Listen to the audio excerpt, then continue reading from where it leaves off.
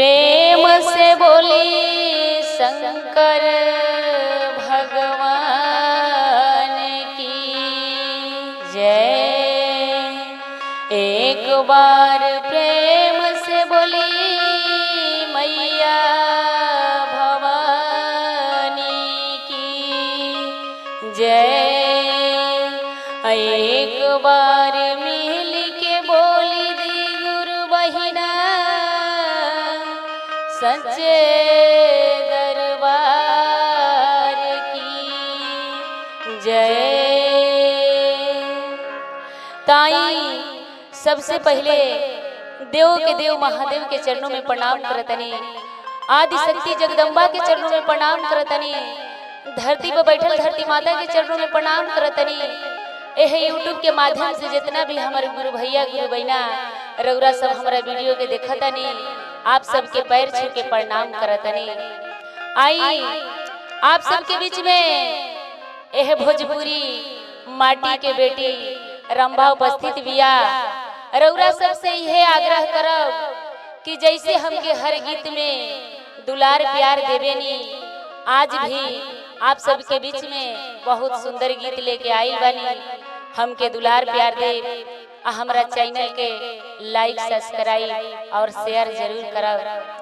तई एगो शिष्या भगवान से कहतरी, कैसे कहतरी रउरा सबके गीत के माध्यम से सुनावतनी। एह नया साल में बड़ा मुंड बना के सुनी। कहतरी कैसे कहतरी शिष्या, 4 बजे भोरवा में ना मनवा कोइनिए गुरुजी, पर नमवा कोइनिए गुरुजी। अरे तोहबो नहीं दिहनी दारा सनवा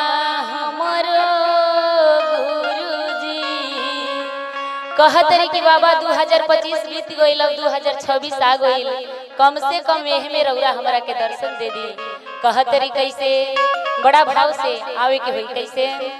4 बजे भोरवा में ना मनवा कोइनिए गुरुजी, बड़ा नमवा कोइनिए गुरुजी।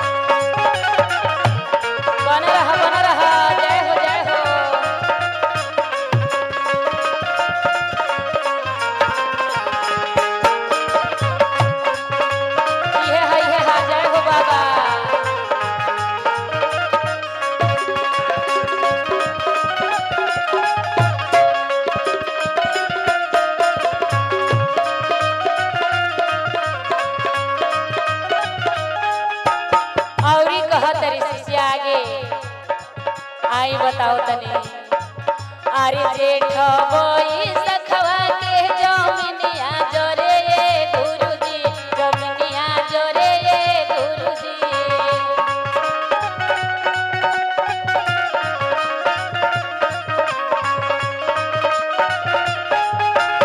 जेठ बोई सखवा के जमीनिया जोरे गुरुजी जमीनिया जोरे गुरुजी अरे ओइसे जहरे जियारा हमार हमरो गुरुजी ओइसे जहरे जियारा हमार हमरो गुरुजी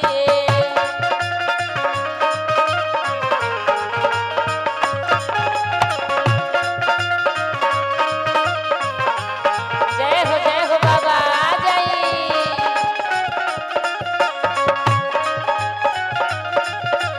बम भोले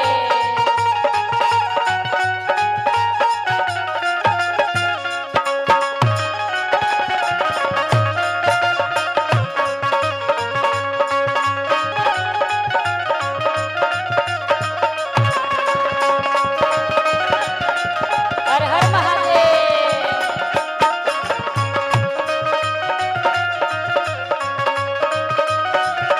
औरी कहतरी बाबा हमके रउरा दर्शन जरूर दी बड़ा शिष्या वियोग में बाड़ी कहतरी कैसे अरे सावन भदौआ के ओरवनिया चुवे गुरुजी ओरवनिया चुवे गुरुजी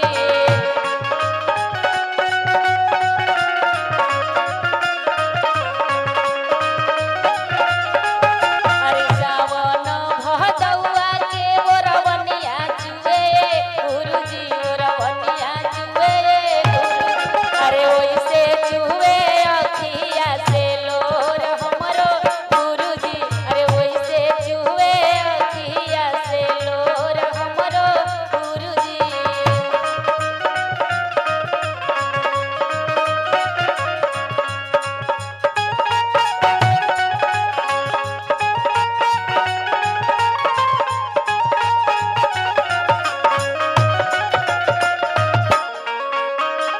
बन रही भैया बन रही जय हो बाबा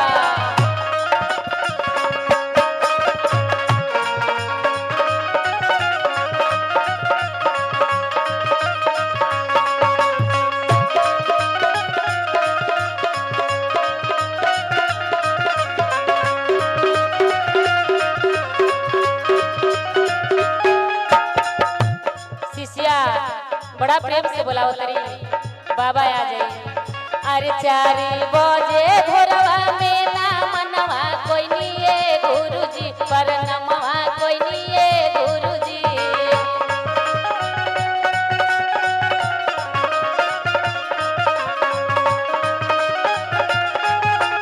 चारी बजे भोरवा में ना मनवा कोई निये गुरुजी पर नमवा कोई निये गुरुजी अरे कहबो नाही दिहनी दर्शनवा हमरे गुरुजी अरे कहबो नाही दिहनी दर्शनवा हमरो गुरुजी कहबो नाही दिहनी दर्शनवा हमरो गुरुजी कहबो नाही दिहनी दर्शनवा हमरो गुरुजी प्रेम से बोली शंकर भगवान की जय हो।